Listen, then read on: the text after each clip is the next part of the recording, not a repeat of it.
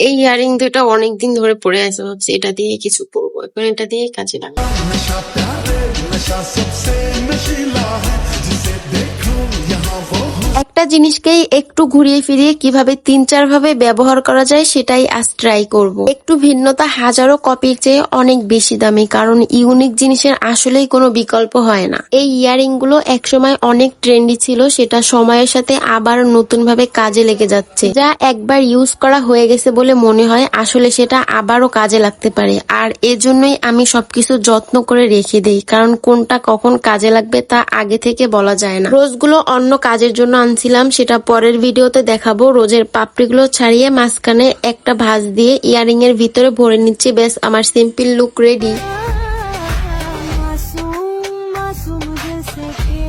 Stylish লুকের জন্য ভারী মেকআপের দরকার হয় না, 2-3টা গোলাপ আর একটু লিপস্টিকই যথেষ্ট।